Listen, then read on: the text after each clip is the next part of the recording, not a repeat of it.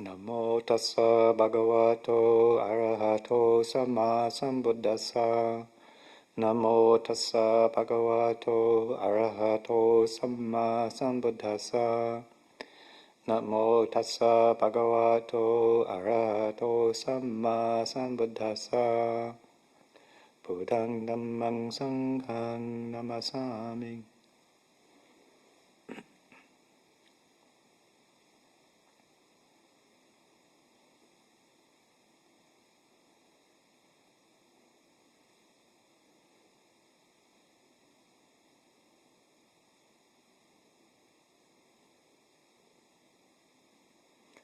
One of my favorite stories from the suttas, the teachings of India, the scriptures, is one that I often reflect on and just gain a lot of inspiration from. And it's the story of the Buddha's night of enlightenment, where he describes the process of his what he was contemplating throughout the 3 watches of that night, and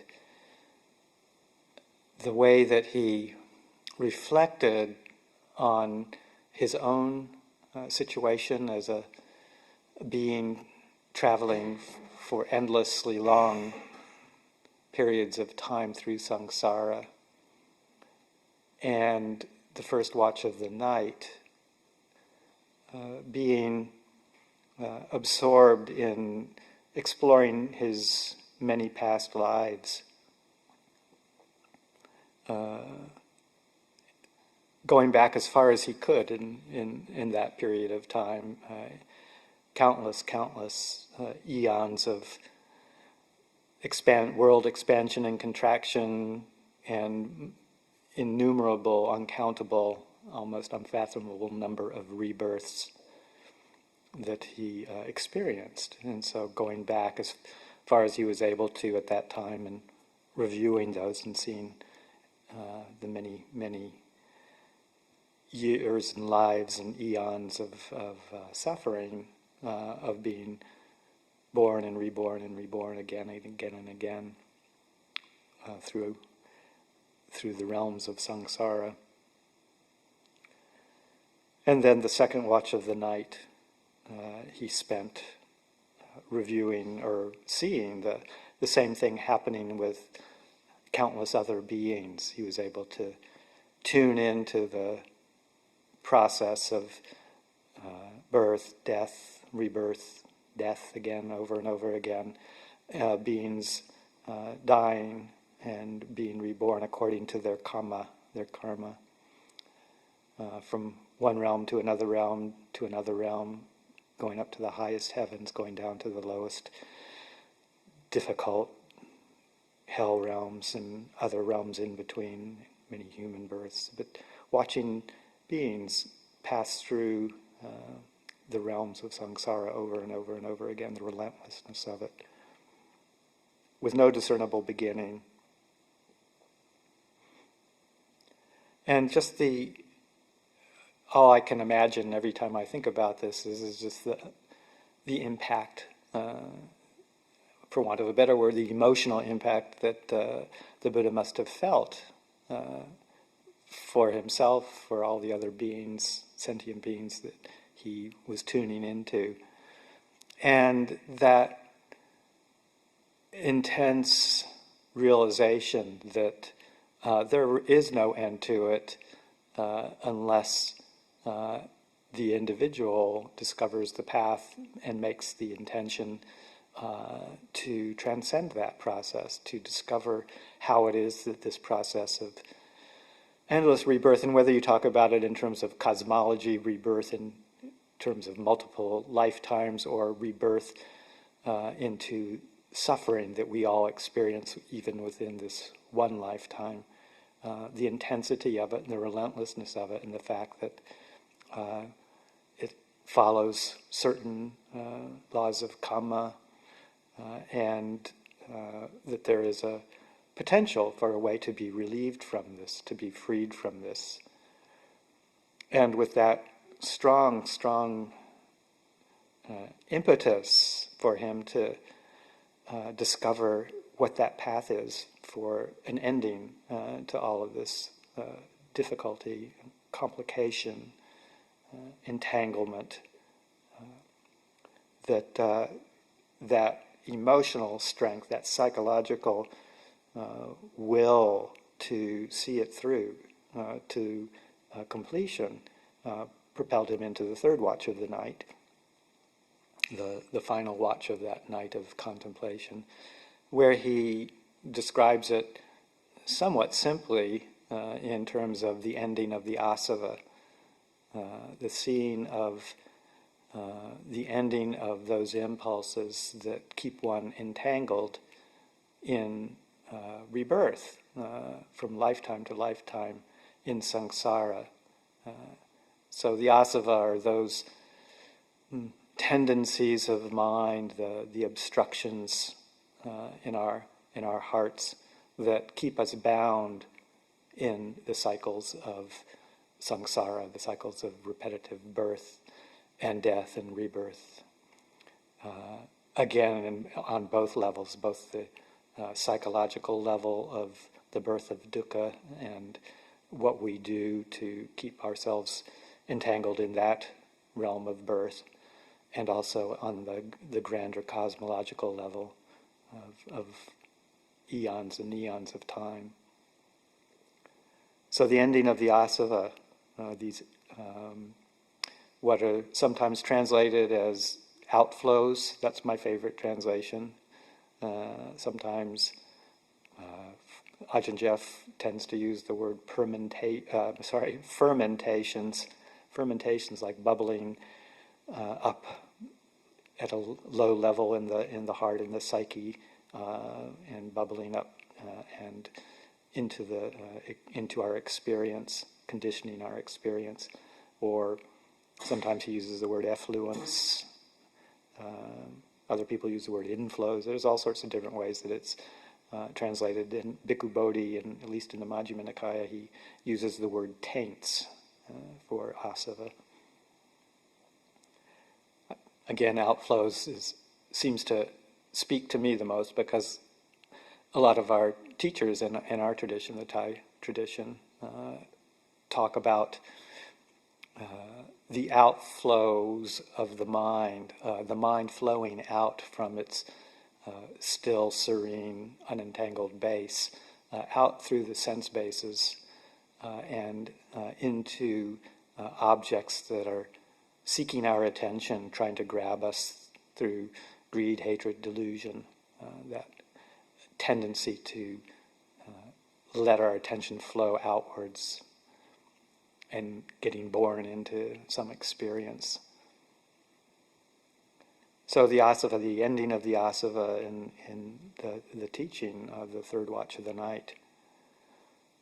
And to the best of my memory, he doesn't go into a huge amount of detail about everything that happened during that third watch of the night, but there are a number of references to the asava throughout the teachings that the Buddha explains more about it. And one of the most interesting ones and complete that I know of in my limited knowledge of the suttas is the Majjhima Nikaya's number 2 sutta called the Sabbasava Sutta. As Bhikkhu Bodhi translated, all the taints, sab meaning all, and asava, sabbasava. And so all the taints are all the outflows, all the fermentations. And in that sutta, he goes into a fair amount of detail about what those are and what are some ways of wise reflection that we can bring them to mind and start to understand them, how they infect our hearts, and how to deal with them, and how to address them. And he brings up the topic of yoniso manasikara and ayoniso manasikara, wise reflection or wise attention, and unwise reflection, unwise attention, as sort of being the tools or equipment for how we attend to the world around us wisely and unwisely, and how to abandon those unwise ways of regarding our experience and delving into the realms of our experience, and how to cultivate the wise ways to attend, wise ways to reflect and regard our experience. So he brings that up as the overriding theme, the way that we can direct our attention to skillful contemplations to help upend the asava. And he goes about describing it in a series of several categories for consideration, as recognizing how to recognize the arising of these asavas and the factors that lead to their bubbling up. And the first one that he talks about is, in his words, of using the words taints to be abandoned by seeing. So this first category is the category of seeing. And in that segment, he talks about seeing wisely, not attending unwisely to various ways that we can contemplate our lives in the world, how we interact with the world around us, and what we put our minds towards speculating about. So he's encouraging us to not speculate unwisely about things that really don't have much of an answer. There could be no end to the kind of speculation that we can do, and that was done at that time and is still done these days as ways of trying to understand the world and our experience in a cosmological kind of way or in a metaphysical kind of way. And that he gives a whole series of examples of ways to contemplate that are unwise, that don't really have an end to them or have a good resultant consequence of understanding. And those are by a series of standard questions like that we can ask ourselves of who am I, who was I in the past? What was I in the past? Was I in the past? Was I not in the past? So all sorts of speculation about our identities and who we are, where we were coming from, and then projecting that same line of questions into the future. Will I be in the future? Will I not be in the future? What will I be in the future? How will I be in the future? And then similarly with the present. Am I? Am I not? What am I? How am I? And a whole series of other questions that are similar along the same lines of speculative questioning about the nature of our existence, the nature of ourselves. And they all seem to revolve around this particular notion and assumption of a solid entity, me. All these questions revolve around me. And he says these are questions that really do not have any satisfactory answers, and it's best to not attend unwisely to those questions. It's not worth spending your time with, because you won't ever really come up with a satisfactory answer that leads to the end of suffering. What is useful to contemplate are the Four Noble Truths. So this is what's called wise attention, yoniso manasikara, attending to the Four Noble Truths of this is suffering, there is a cause for it, there is the potential for realizing the end of suffering, and there is a path, a clear path that can take us there. This is a subject for wise reflection, wise attention. So this is how we abandon those outflows of the mind through clear seeing and wise attention. And to kind of recap for a minute, or step back for a moment, the three categories of the outflows that we're talking about.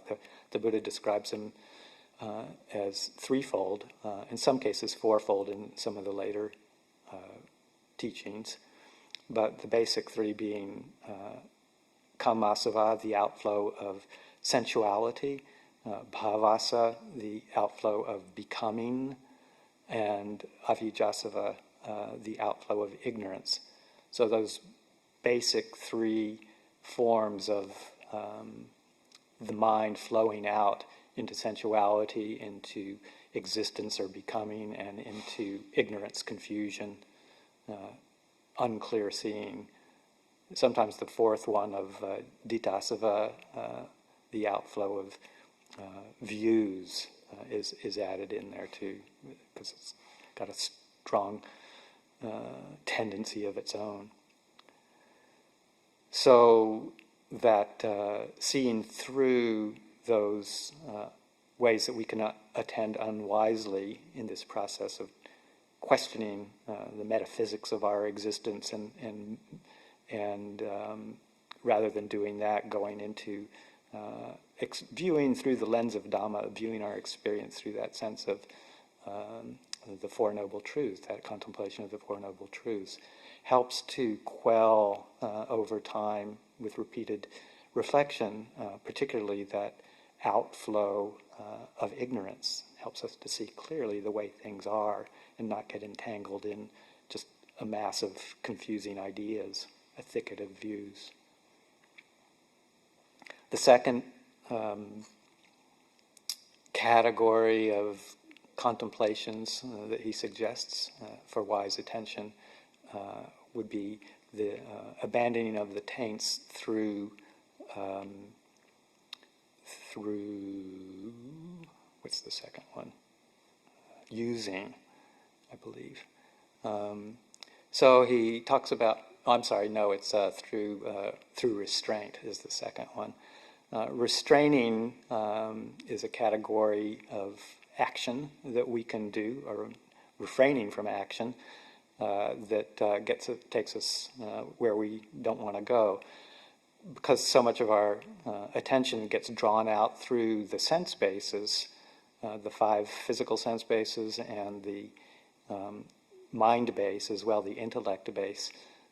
And so he suggests that a lot of our confusion and misunderstanding and unwise attention is through that process of being drawn out through the sense bases. And so if we can restrain that motion, the outward going motion of attending to the world around us through sights and sounds and tastes and smells and thoughts, all of the five physical senses and the intellect. That's where greed, hatred, delusion will try and grab our attention and draw us out from our quiet, still, neutral base of mind and into an object that is exciting or alluring or repulsive even. We get drawn into all sorts of states of mind through the sense bases. And that just reinforces all of these fermentations, these bubblings up, the emotions, the afflictive emotions that keep us spinning. So wise sense restraint is one of those ways to quell the asava. And it doesn't mean that we shut off all sense experience or pretend that pleasant things, or try and pretend that they don't happen, or that there are attractions, or that there's enjoyment in some of the sense pleasures, or that there are certain aspects of pleasure that we can, but that they are temporary. And if we get addicted to them, if we fall into them without any kind of recognition or sense of awareness, then they overtake our lives and keep pulling us out over and over and over again, and don't allow us to ever settle down and be satisfied. So those outward movements, kamasava, that keep us propelled through samsara over and over and over again, can help be quelled by just restraining the sense bases. And it's through wise attention again, not completely blotting out all experience, but seeing how it is that that process keeps happening, and realizing that we don't have to attend unwisely to those attractive features that keep pulling us out, that we can readjust our perceptions so that we can counteract them if we need to, so that we can see the transient nature of pleasures, or the inherent unattractiveness in things that we only are seeing the attractive features of. We contemplate these experiences through the sense bases in their entirety without screening out the unpleasant and only attending to the attractive nature of things. So we learn how to see wisely. We learn how to experience the sense bases with wisdom and discernment, rather than attachment and greed and aversion. So that's abandoning the taints through restraining. And then the third one is the category of using, wisely using our requisites. We can get involved with the material world and find a lot of distraction and pleasure in all sorts of things that we can acquire. So the Buddha says, well, we still need to use requisites like food, clothing, shelter, medicines, to maintain a healthy life and a healthy body and mind to be able to continue this practice. But we don't need to get lost in acquiring what's unnecessary. We try and keep things simple. We use our requisites wisely, and attending wisely, and considering it very closely, so that we obtain just what it is that we need, and we don't get involved in the pleasure and attachment of acquisition in any of those areas of requisites. We don't let it run away with us, the greed for more, which is so prevalent in our lives and is getting even more emphasized. It's almost considered unhealthy if you don't have a desire for more and more and more, and quicker and quicker and quicker. The economy is based on that, and it's a real trap for the desire mind, for the wanting mind. It just reinforces that continuing of being pulled out through the sense bases again, but also particularly in the need for wanting more, more fun, more pleasant experiences, more food, more shelter, something even just a little bit better than what I've got. It's the nature of desire. So with wise reflection and using the requisites just as we need to, just enough, not to go overboard in any direction either way, not to deprive ourselves so much that we experience discomfort to the extent that it is unhealthy for us and not conducive to the practice. but finding that balance as a way of ending some of the asava. So that's seeing, restraining, using.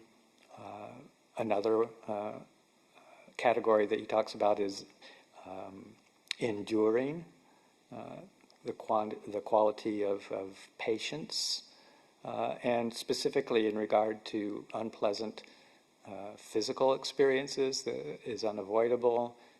If our shelters and our requisites don't fully protect us from the discomforts of the world, then we have to learn how to accept those, do what we can, but not take it to excess, and be able to endure 100-degree days like this.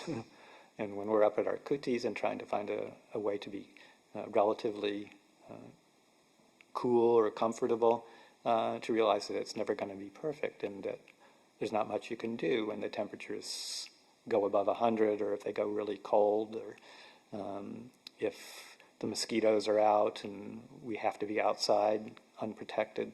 Then we learn this sense of patience, patient endurance, kanti parami. And I really always like Ajahn Sumedho's definition of kanti, patience, as being at one with, or being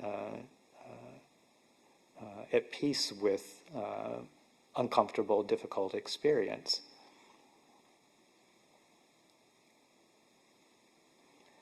So we develop that sense of endurance as a way of not encouraging the development of the asavas, as a way of restraining the outward flowing mind, just through widening our ability to be with peaceful, that's the word that I was looking for, peaceful coexistence with the unpleasant. And then there's another category called avoiding, taints to be abandoned by avoiding. And that's just very practical advice on where to hang out, avoiding clearly unsafe situations, physical threats, hazards, wild animals, and places that are dangerous. But also wrong resort, on not going to places that are going to further draw us out into the realms of sensuality, like taverns, pubs, and clubs, and different kinds of places like that keep pulling us out from our home base of stillness and quiet, and excite the senses.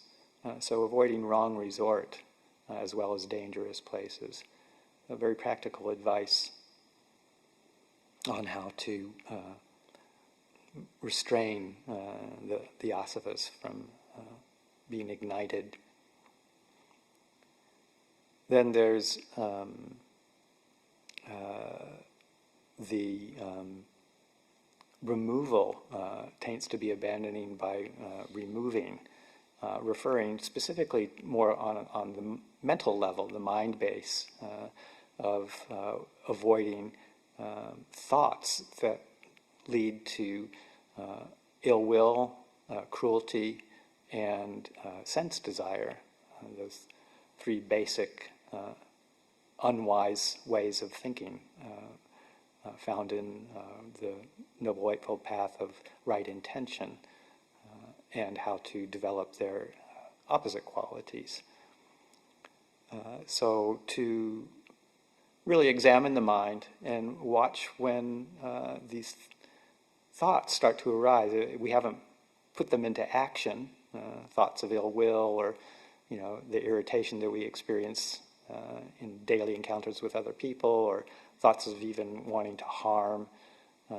And then there's all the thoughts of sensuality that come up, of things that we could find pleasure in, and attending to past memories that were sensually pleasing, or future possibilities, and speculations.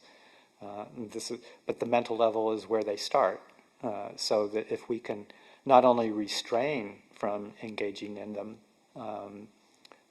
through action and speech, but also by starting to recognize the pain that we feel when we are involved in these kinds of thoughts. How agitating and unpeaceful those habits are, and the perceptions that we hold, and the judgments that we form, and the categories of people that we create, and how we keep doing that over and over again. And it's just a habitual mental activity that we start to recognize through mindfulness, really attending to the feelings that are happening underneath our thoughts, and asking ourselves, are these feelings pleasant or unpleasant? Are they based on healthy or unhealthy perceptions? Are these perceptions accurate, or is it just a mental habit? One of my favorite themes these days is confirmation bias. Are we just looking for things that justify these underlying tendencies inside of ourselves towards wanting to find fault, or wanting to find blame, or some explanation for something that's uncomfortable? So really allowing ourselves to feel the feelings underneath, and not go into the stories that just reinforce these unpleasant mental reactions, and really question the accuracy of our perceptions, and be willing to say, okay, let that one go, drop that, it's not useful, it's not helpful, it doesn't do anything to bring peace into the world, into my world or anybody else's world. So we need to learn to abandon those kinds of thinking, and replace them with skillful ways of regarding the world, reshaping our perceptions. So removing, taints to be abandoned by removing. And then moving towards the more positive qualities that we can develop and attend to, is called taints to be abandoned by developing.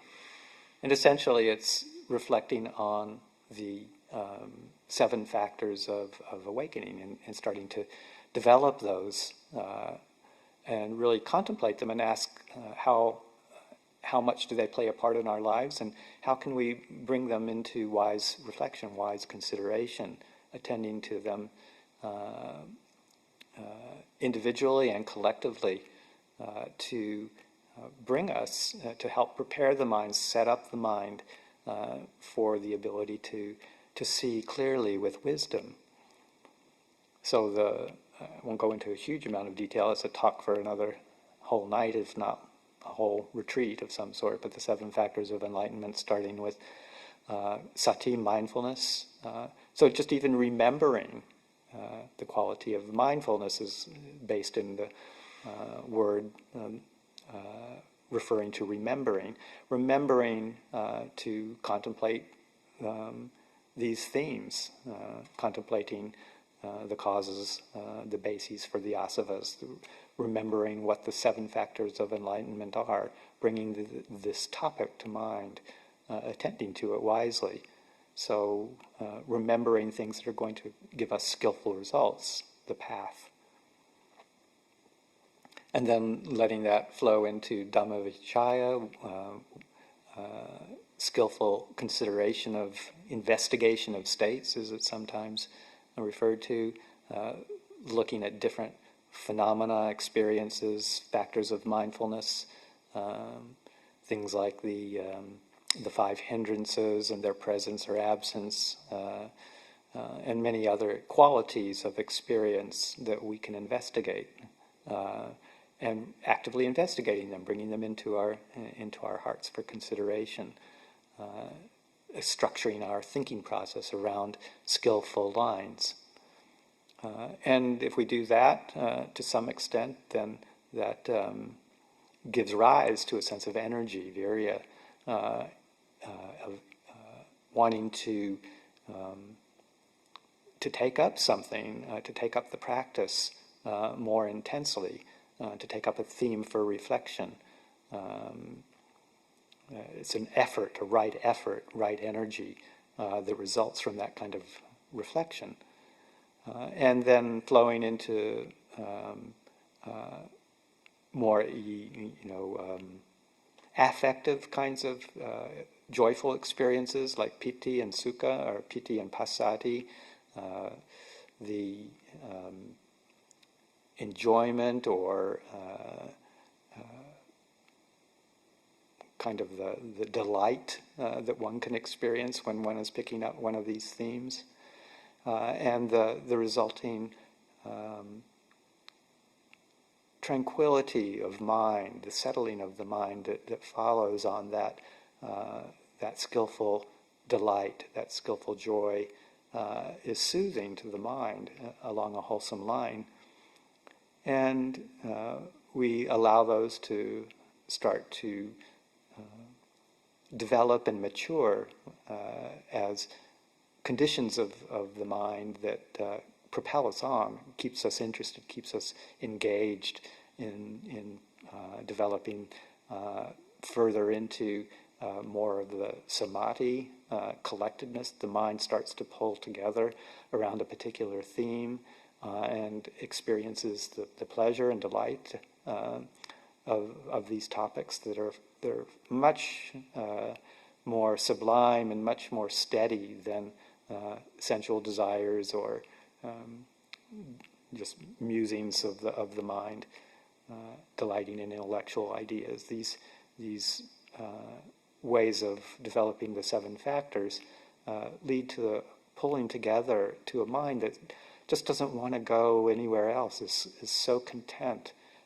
with moving towards quiet and ease and well-being, and seeing clearly, a very clear understanding that can result from samma samadhi. And then maturing with the factor of wisdom starting to come into play in the seventh factor of awakening, that of equanimity. That ability to be very steady and present with pleasant experience, unpleasant experience, whatever is coming along our way, without being moved towards reaction, engagement, and confusion in regards to the various experiences that come across our plate. We have a sense of wisdom, of seeing them arise in their true nature, and we see through the allure and the confusion to the point where we're able to regard this experience of samsara in a very even, balanced way. And that serves as the launching point for the insight reflections that we can start to experience, and then the release when we start to see how we've been fooled all along, and we can start to see with clear knowledge, clear vision, through the samadhi and equanimity, upekkha, how we don't really need to get fooled by it all. We don't need to get pulled into it all. We don't have to get pulled out. We don't have to get locked into the outflows of the mind, into these habitual ways of perceiving the world and conceiving the world that keep us trapped in confusion. And with that insight, with that knowledge, with that awakening, that understanding, we can really clearly see to the point of disenchantment. We're no longer enchanted. Nibbita starts to manifest. And with that, the emotional component of dispassion, viraga, these two qualities, nibbita and viraga, are the impulses that I think maybe the Buddha felt on those first two watches of the night. Clear seeing of the samsaric realms, and that is resulting sense of this is endless, this is enough. No more. How can I understand this to move beyond this, to let go of this, which then leads to that sense of release and that clear understanding of that there is an experience that we can realize, that we can understand, which is apart from the conditioned realm, apart from samsara, that there is a freedom from that is possible. And perhaps with lots of time and effort, we get a taste of that. And even though the asavas still bubble up and the underlying tendencies are still trying to manifest in ways we have this opportunity to get a glimpse and see how that process can come to an end. And that's what the Buddha realized to completion on that third watch of the night. All the outflows just died down. They stopped flowing out. They surrendered to wisdom. And then the Buddha ended the third watch of his night with that realization that he completed his work. The outflows had ceased without any potential for return. So that's where the mind stops flowing out. A lot of our teachers describe it in many different ways. The entangled mind stops flowing. It becomes an unentangled knowing, one of the beautiful phrases that has come out of our traditions. An unentangled knowing, all outward-going knowing cast aside. So the movement outwards just stops, and it becomes a still, steady, no more outflow happening. And Ajahn Dun explains it in the same way when he talks about the mind just seeing the mind, not dukkha, not happening through the outflow of the mind into the world around us, into the world of the senses. So this ending of the outflows, the ending of the asava, is this quality of pure, unshakable stillness of the heart that can result from the efforts that we put in this practice without letting it stop, without letting it fade away, without losing our motivation, always having to refresh the motivation through remembering inspiring stories like the Buddha's Night of Awakening. So I'll leave that for the reflection this evening.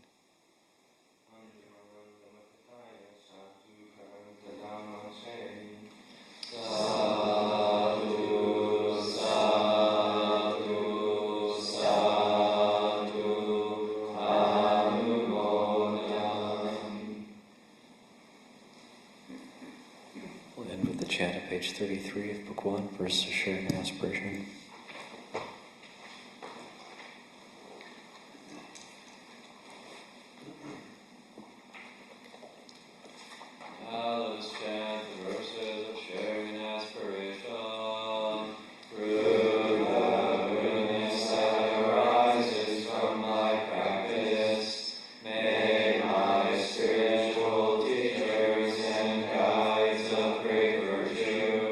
My mother, my